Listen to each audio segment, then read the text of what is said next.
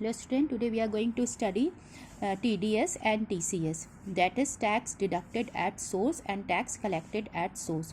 तो हम पहले देखें कि गवर्नमेंट जो है वो कलेक्ट करती है इनकम टैक्स एज अंडर, ठीक है ना। कौन कौन से टैक्स कलेक्ट करती है? First, deduction of tax at source, जिसको हम TDS कहेंगे। Second, collection of tax at source, that is TCS। फिर advance payment of tax collect करती है and payment of tax on self assessment, मतलब SSC जो सेल्फ असेस करके tax को पे करता है, that. Then notice of demand. Notice of demand क्या है? जब 1 अप्रैल असेसमेंट ईयर स्टार्ट होता है, देन असेसिंग ऑफिसर असेस करता है, असेसमेंट करता है एंड फाइंड आउट करता है कि कितना कम टैक्स पे किया है SSC ने, देन उसको नोटिस ऑन डिमांड दिया जाता है और कहा जाता है इतना टैक्स आपको और पे करना है।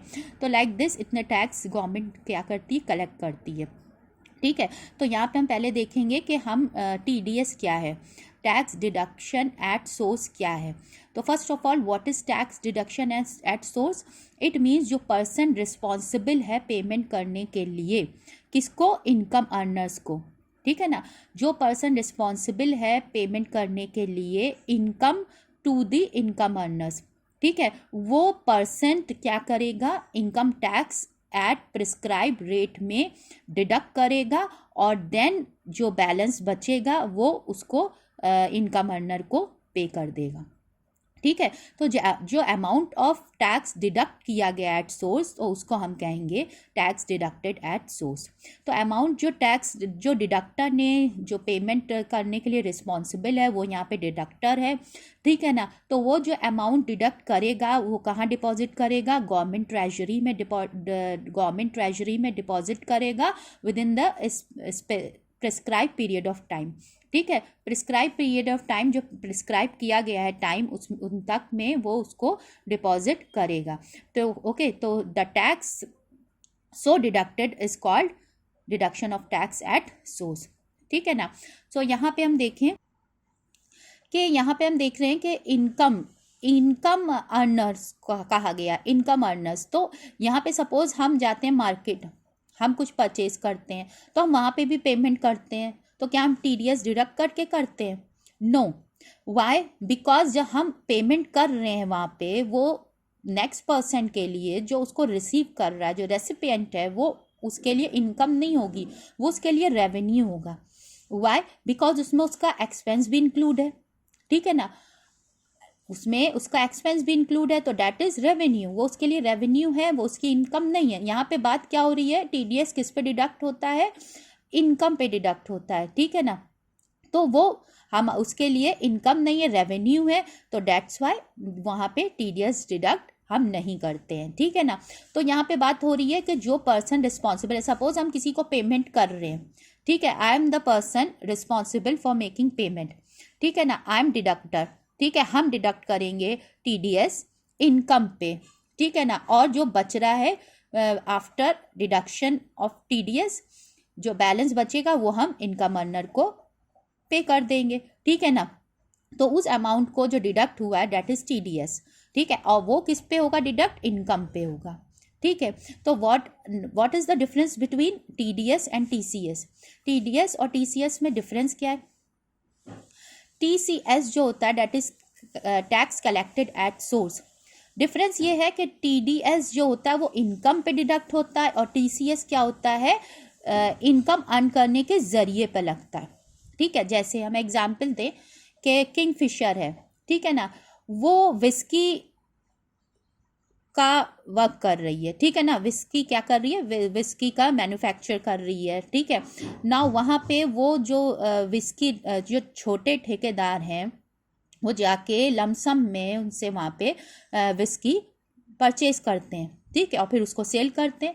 वो क्या है? वो उनकी इनकम का जरिया है, ठीक है ना। तो यहाँ पे गवर्नमेंट कह रही है किंगफिशर से कि आप जब इनको इनकम अर्न करने का जरिया दें तो इनसे पहले ही टैक्स को कलेक्ट करके हमको जमा कर दें, ठीक है। तो TCS किस पे लगता है? टैक्स कलेक्टेड एट TCS क्या है? टैक्स कलेक्टेड एट सोर्स, वो इनकम अर्न करने के जरिए पे है। और TDS क्या है?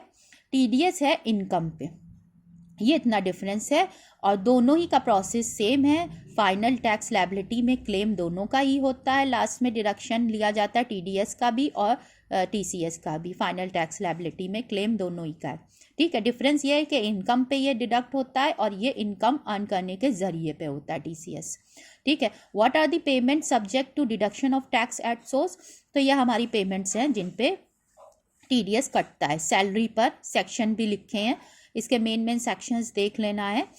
सैलरी पर, payment of recognised provident fund पे, इंटरेस्ट ऑन सिक्योरिटी पर, डिविडेंड पर, interest other than interest on securities, winning from lotteries पे, विनिंग फ्रॉम हाउस रेस पर। तो इस पर कितनी परसेंटेज डिडक्ट होता है टीडीएस, ठीक है ना, और कितना अमाउंट को एक्सीड करने पर होता है, ये जो बातें, ठीक ना। Who will deduct the tax, that tax deducted at source, कौन डिडक्ट करेगा, वो पर्सन जो रिस्पॉन्सिबल है पेमेंट करने के लिए वो डिडक्ट करेगा, ठीक है ना। और कब डिडक्ट होगा टीडीएस, जब एसएससी की estimated income from salary for a year exceed the minimum taxable limit, जब मिनिमम टैक्सेबल लिमिट को एक्सीड कर जाएगी एसएससी की estimated income from salary for a year, in that case TDS deduct होगा, ठीक है ना। सो ये हम देखें कि इन केस में टीडीएस का रेट क्या है डिडक्ट होने का, ठीक है। Where the person is resident in India, interest other than interest in security पर 10% टीडीएस डिडक्ट होगा, ठीक है ना। सैलरी पर भी हमारा 10% है, ठीक है। और इंश्योरेंस कमीशन 5% है। विनिंग फ्रॉम लॉटरीज में 30% टीडीएस डिडक्ट होगा। विनिंग फ्रॉम हाउस रेस पे भी 30% डिडक्ट होगा, ठीक है। एनी अदर इनकम पे 10%, ठीक है ना। तो लाइक दिस हमें ये देखना होगा कौन सी इनकम पे कितना हमारा टीडीएस डिडक्ट होगा। ये एग्जाम में एज क्वेश्चन एज एमसीक्यू पूछा जा सकता है, ठीक है।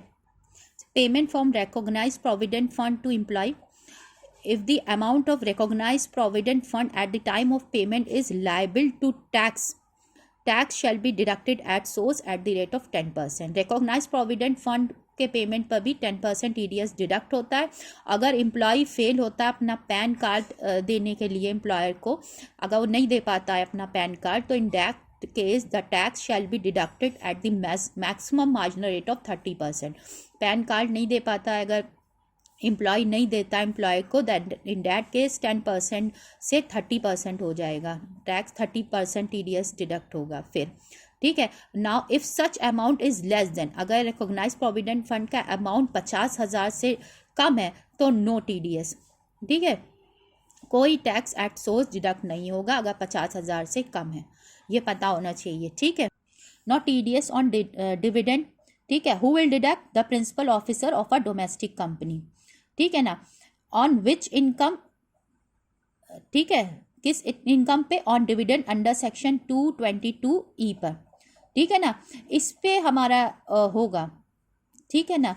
एंड जो सेक्शंस हमारे हैं 222A, B, C, D, इस पे जो होगा वो सच dividend is exempted in the hands of recipient. इन पे जो होता है वो dividend distribution tax under section 115O के तहत टैक्स डिडक्ट होता है, टीडीएस डिडक्ट नहीं होता है, ठीक है ना। ये जो होते हैं ये अंडर सेक्शन 222A से A, B, C, D, ये हमारा जो होता है ये जो डिविडेंड, इस डिविडेंड डीम डिविडेंड होता है, इस पे जो टैक्स डिडक्ट होता है वो डिस्ट्रीब्यूशन होने से पहले ही डिविडेंड टैक्स डिडक्ट हो जाता है और वो कंपनी डिडक्ट करके दे देती है गवर्नमेंट को, और ये एग्जेम्प्ट होता है इन द हैंड्स ऑफ रेसिपिएंट, ठीक है, इन the hands of share holders, ठीक है। सो यहाँ पे जो हमारा सेक्शन 222E पे ही सिर्फ हमारा ये टीडीएस डिडक्ट होगा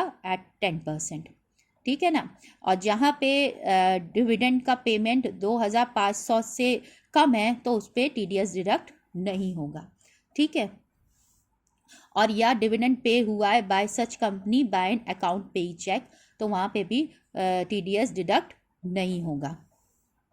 अच्छा, विनिंग फ्रॉम लॉटरी और पासवर्ड पजल्स हैं, तो अगर इनकम एक्सीड कर रही है, लॉटरी से विनिंग अमाउंट 10,000 से एक्सीड कर रहा है, तब 30% टीडीएस लगेगा।